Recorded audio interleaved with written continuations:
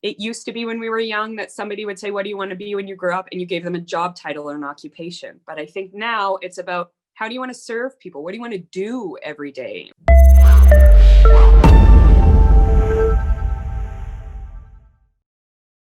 What I do is primarily help individuals tell their personal and professional stories.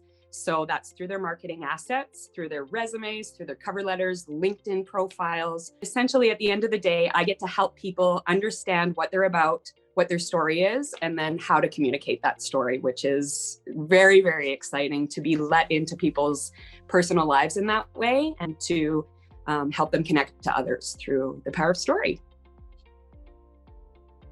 Because I'm an entrepreneur, being accountable for the results of my work is a very meaningful thing. In terms of bringing clients in, all of that is on my shoulders, which is a lot of pressure, but it is very, very rewarding. So the entrepreneur side of things, that's a big piece. It's that freedom and that ownership of what you are putting out into the world and the results that you're getting back. For me, because I have clients that are coming to me, they're letting me into their world, which is an honor. And I really respect that and appreciate that role. Oftentimes, people are really lacking in a sense of confidence that they can get to where they need to go or that they really understand what they're all about. And so the best part of my job is being able to be really hands-on in that process, to see the results and to know that all I have really to depend on is me and my motivation and the level of caring that I have.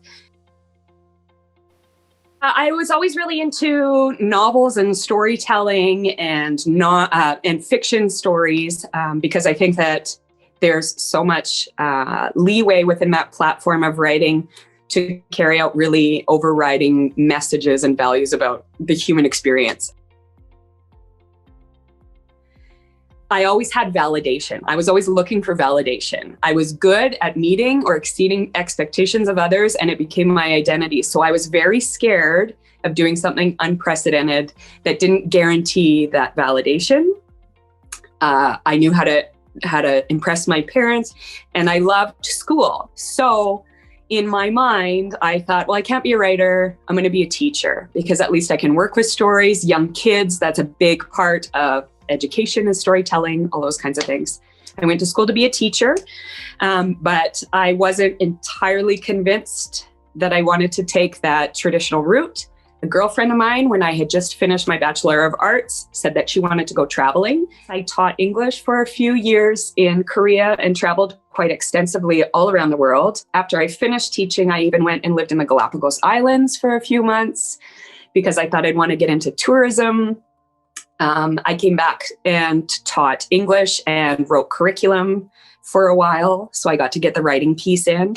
And then I had my first daughter. And then I was at home. And I realized for the first time in my life that I really wanted to be home. I never thought I would really get the value of creating a home and raising a child.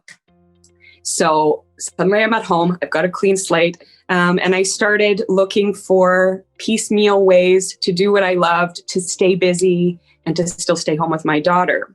And a company found me and asked if I would write resumes for them, which I thought sounded pretty dry, but a way of making money and still staying home with my daughter and a way of writing.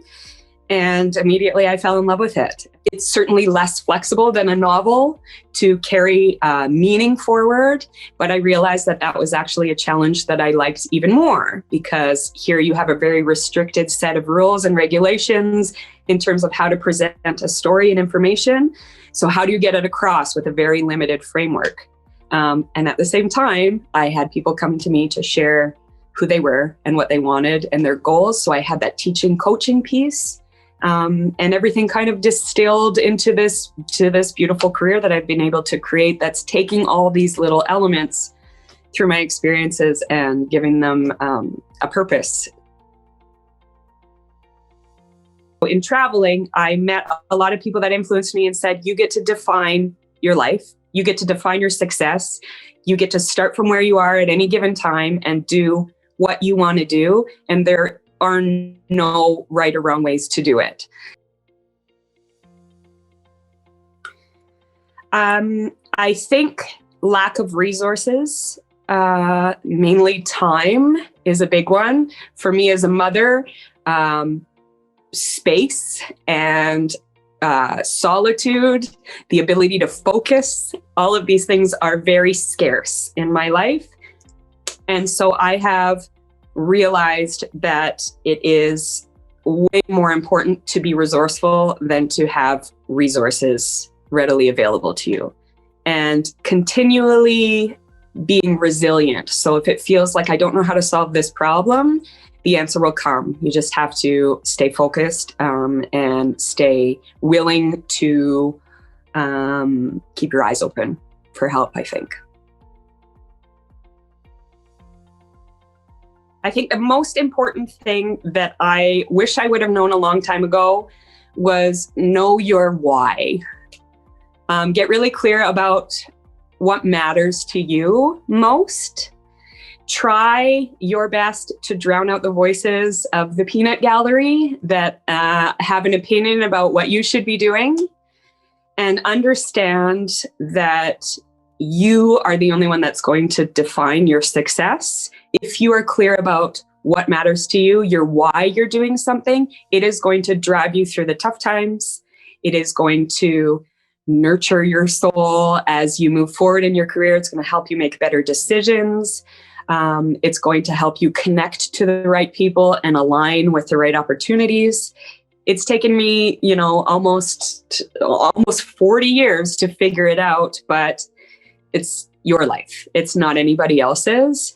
And it used to be when we were young that somebody would say, what do you want to be when you grow up? And you gave them a job title or an occupation. But I think now it's about, how do you want to serve people? What do you want to do every day? What lights you up? And how is that going to translate into the way you live your life, into the way you build a career, into the decisions you make about the people you associate with, and, the networking functions you go to? If you know your why, it will help guide everything else in your life.